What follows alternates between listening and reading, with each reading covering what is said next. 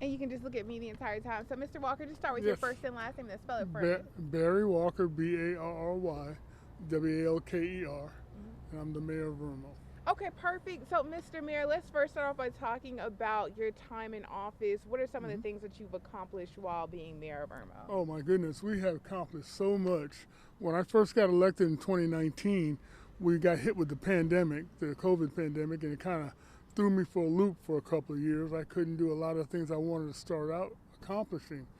But at the second half of that, as we come out of the pandemic, I was able to initiate my what I call a committee process in Irmo, which allows the citizens to get involved directly with the town activities. In other words, we put a committee together to do events. We did a committee together to do a community garden. We put a committee together to do a skate park. We put a committee together to do a dog park in Irmo.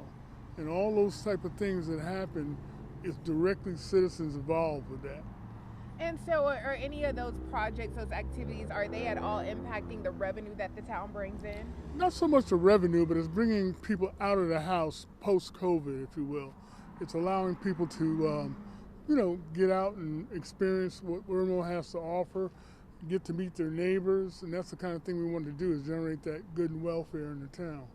And so, if elected this time around, some of the first things that you would like to accomplish? What are some of the first orders that you wanted? Well, I've already started a process of widening Broad River Road, which is a major deal because it's not the town, it's a county that does that. And we have to work with the county to get that to happen. And I want to keep the gas on the pedal, so to speak, and make sure the county uh, gets that accomplished in the next 2 to 3 years. Another thing we're going to be doing is building a new town hall, and it's not going to impact the citizens that much. It's a $3.5 million project, and I've already gotten $2.5 million worth of grants to Wow. build it. So again, to see that to completion is another one of my goals. And why the enhancing town hall? Why is that so Oh important to you? well, Irma has a small town hall. It's only about it's a 4 bedroom house that we've been operating out of for the last 30 years. But the town has grown, and it's grown in a positive direction.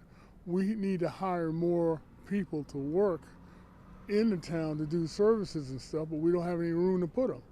We'd have to end up getting portables like the school district does. But that's not cool. We're going to do it right. We're going to take our existing town hall, which is a 4 bedroom house, and turning it into a 10,000 square foot office building with some other features that we're going to allow the citizens to take advantage of. Hmm. Okay, and kind of elaborate on the process of widening Broad River Road. I know you Yeah, mentioned that you're working with the county. yeah. Where are we at in that process right now? We're well into that process. The county, Richland County, controls the road widening in the projects, and they just had a penny tax update the other day, and this project is a part of that penny tax update. It's probably $10-15 million project, but the problem, the way we're doing it, is we're going to widen Broad River Road from I-20 all the way to the Ballantyne exit or Ballantyne city limits.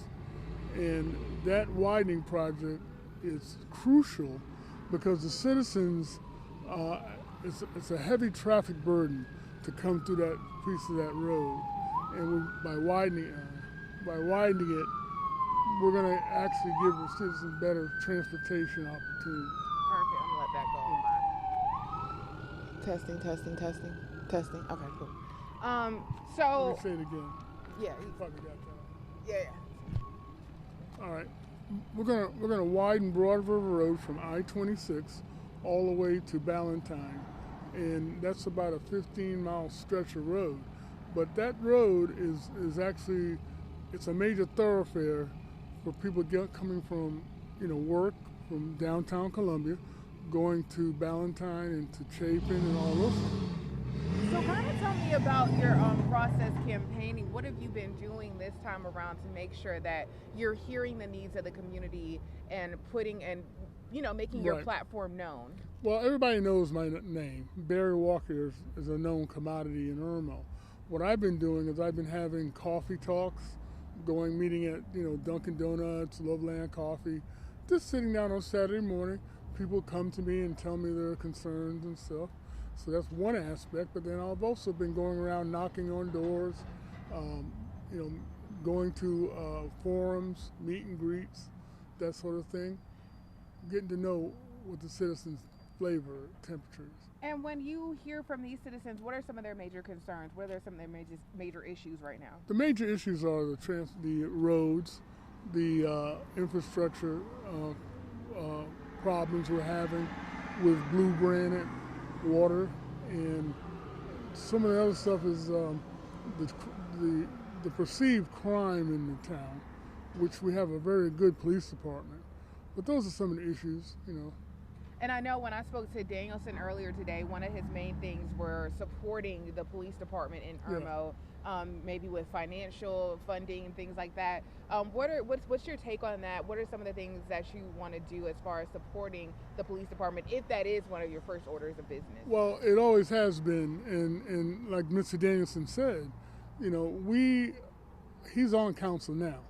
So all the funds that we've given to the police department, all the things we've given them to make their lives a lot easier, we all agreed to do it. So I want to continue that, but I also want to make sure that we project a police department that's community friendly, that they're doing communal policing. And they are doing that. Give them all the tools they need to do that. Also, I want to make sure the community is more involved in what we're doing in town hall, be a part of decision making as far as, allowing us to talk to people, allowing them to, to engage with the community, engage with the town hall, make sure their voices are heard, not only at the council meetings, but even outside the council meetings. And what are some of the things, some of the shortcomings you feel like, I guess the town's government has at this point? We have 2 council seats that are opening right now, right, that people are also running for. Correct. If elected this time around, what are you going to do to make sure that the council and yourself are working together to get things done in the community? Well, look at what we've accomplished in the 4 short years I've been mayor. We've had to work together to get those things accomplished. For instance, today we got the roads striped in town. They had a lot of roads that the yellow lines were fading away, and it was causing a safety hazard to the community. I was able to call DOT, get them out there, and today they restriped the roads in the town. Something that it wasn't on the front of their to-do list, but the fact that we, as mayor, I was able to make those phone calls, make those connections, build those relationships up. I was able to get it done sooner than